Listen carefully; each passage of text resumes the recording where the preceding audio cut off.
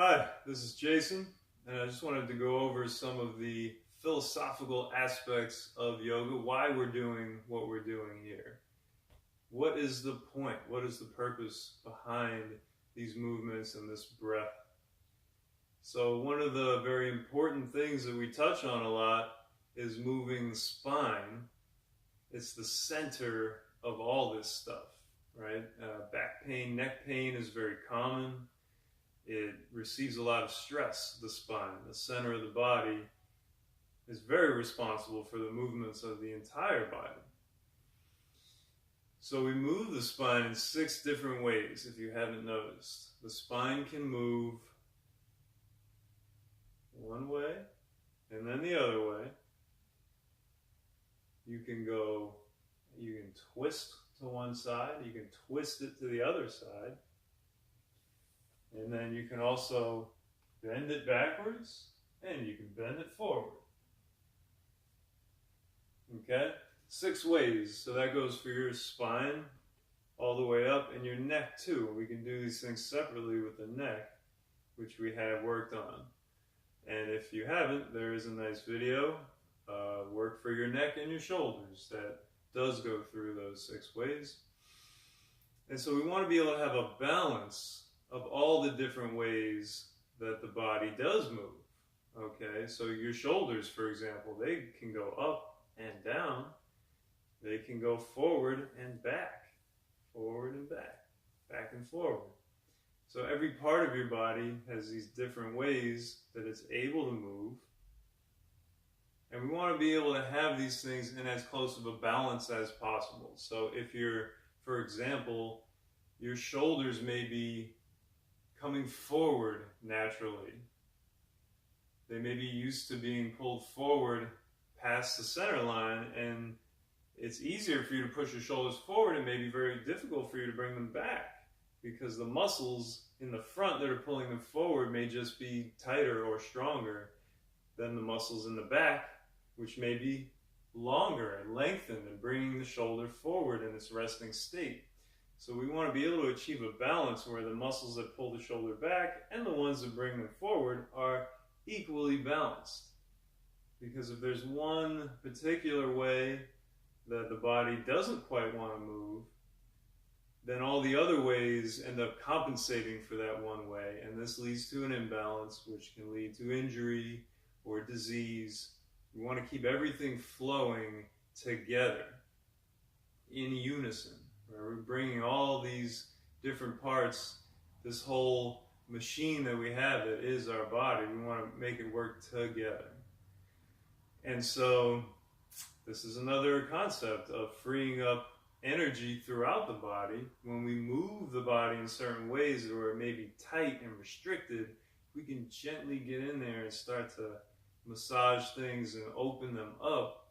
There becomes more room for the flow of energy, which is electricity through your nerves, blood through your arteries and veins. Okay, we want to be able to move and let these things flow so they don't become stuck or stagnant, which again leads to imbalance, disease, pain. So the relief of pain is going to be another benefit. If you have stiffness, some sort of injury you're dealing with, some sort of an annoyance, we're going to help to move through that gently, gradually, and start to get things flowing so that hopefully whatever's happening there, which generally lower back pain, stiffness in your neck, these types of common issues can generally be traced to muscles that are overactive and they're tense and they're tight. Okay, so by gradually releasing into them and relaxing them, we can help to alleviate some of these symptoms. At the root of the symptom, by the way, we're taking care of the actual issue instead of just masking the symptom, covering it up with medication or what have you. We're getting to actually, this is what's wrong. Let's get in there and fix it at the root.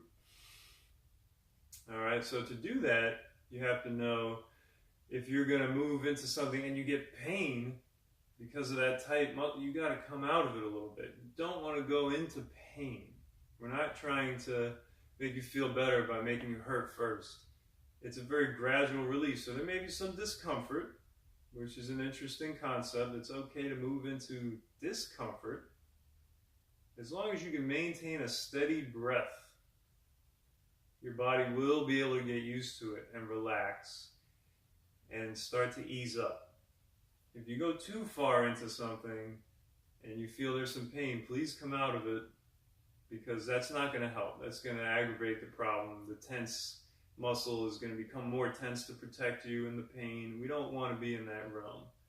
We're going to just move easily through some discomfort, and hopefully things can start to open up a little bit better. So we're going to improve coordination. We're going to improve flexibility. These are all good things. These are all going to help every aspect of your life.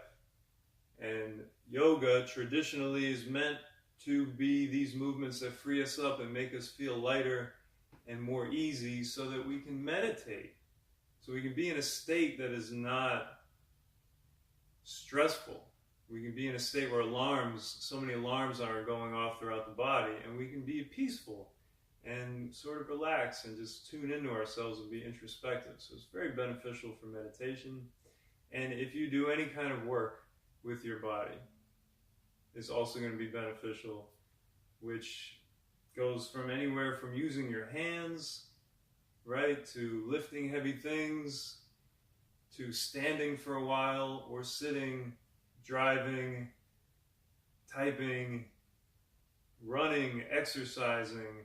Any type of movement that you're going to do, you're going to find that there is benefit if we can move the body in a balanced way and get it used to moving anatomically correctly and smoothly without any kind of herky-jerky or painful movements. So that's kind of the idea of what we're doing here. So thank you again for tuning in. If you have any questions, please feel free to leave a comment. Please feel free to message me directly. Take a nice deep breath here. Relax on your exhale. Namaste.